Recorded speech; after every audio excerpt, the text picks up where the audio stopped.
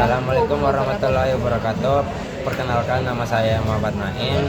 Saya merupakan mahasiswa dari Universitas Muhammadiyah Makassar, prodi Informatika Fakultas Teknik. Di sini saya akan merangkum beberapa pertemuan yang telah diadakan oleh dosen rekayasa komputasional ini.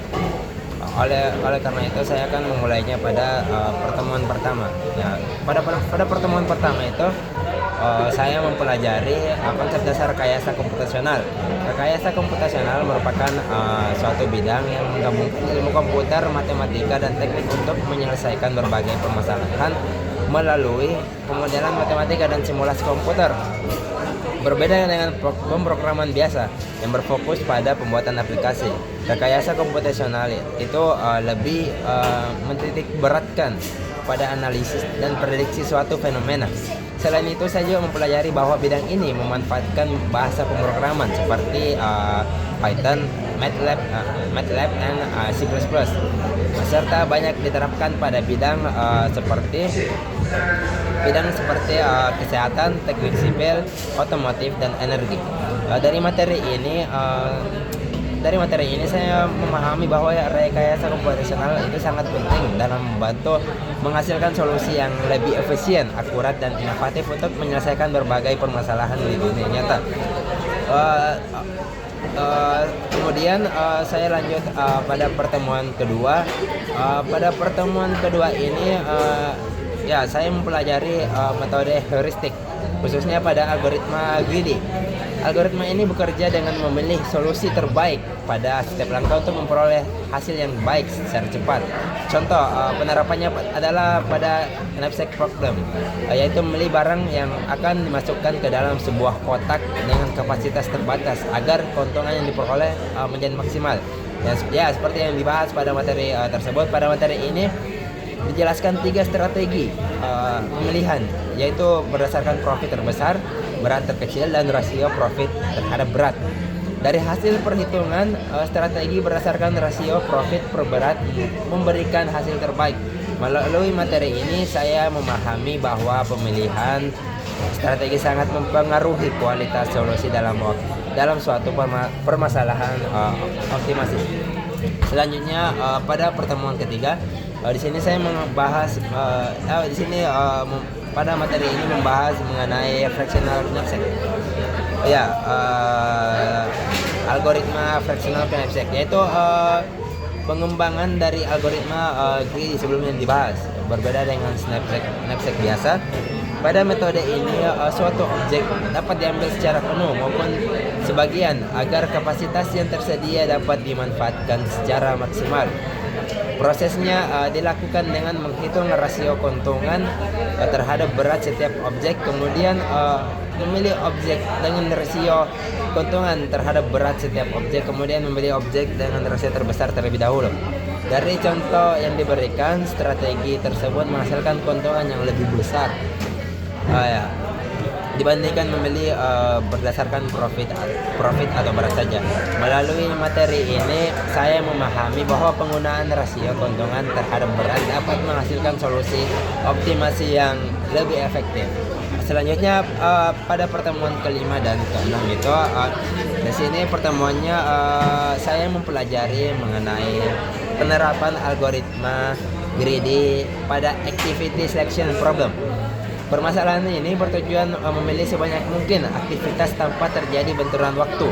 Strategi yang digunakan adalah memilih aktivitas yang selesai paling awal, kemudian memilih aktivitas berikutnya yang waktu mulanya tidak bertabrakan dengan aktivitas sebelumnya.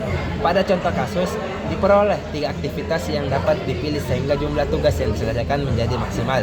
Dari materi ini juga saya memahami bahwa algoritma greedy sangat efektif digunakan untuk menyelesaikan masalah penjadwalan karena mampu menghasilkan solusi yang sederhana, cepat, dan efisien.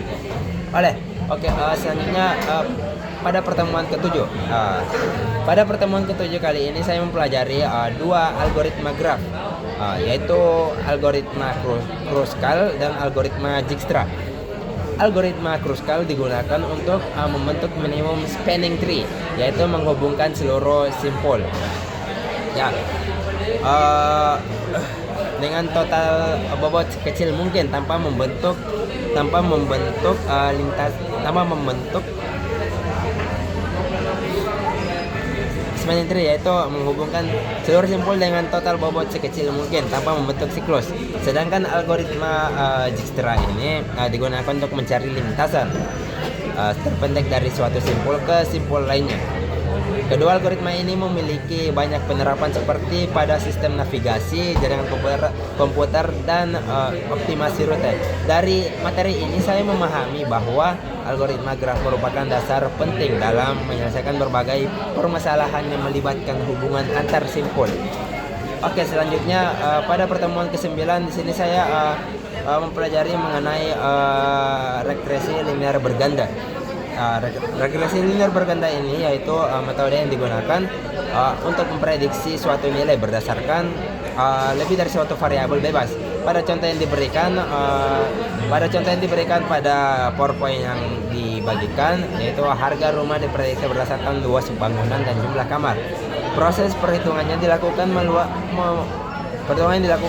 melalui penyusunan persamaan normal, eliminasi Gauss, hingga diperoleh model regresi yang dapat digunakan untuk melakukan prediksi. Dari materi ini saya memahami bahwa regresi linear berganda merupakan metode yang sangat bermanfaat dalam analisis data karena mampu menghasilkan prediksi yang lebih akurat dengan memanfaatkan beberapa variabel sekaligus. Oke, pada pertemuan terakhir itu kemarin dibahas mengenai particle swarm optimization. Pada pertemuan ke-10 ini saya mempelajari mengenai particle swarm optimization, atau biasa disebut PSO, yaitu algoritma optimasi yang terinspirasi dari perilaku kawanan burung saat mencari makanan dalam algoritma. Setiap partikel bergerak menuju solusi terbaik berdasarkan pengalaman dirinya sendiri maupun informasi dari keseluruhan kawanan. Oke, keberhasilan PSO ini dipengaruhi oleh beberapa parameter seperti p-base, velocity, dan inertia weight.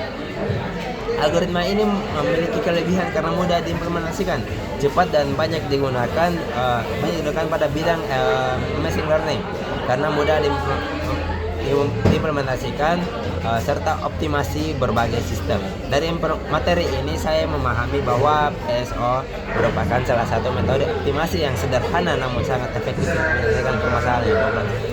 Oke, sekian dari saya. Beberapa yang saya jelaskan tadi merupakan materi yang dibagikan oleh dosen saya pada mata kuliah rekayasa komputasional. Sekian dari saya. Assalamualaikum warahmatullahi wabarakatuh.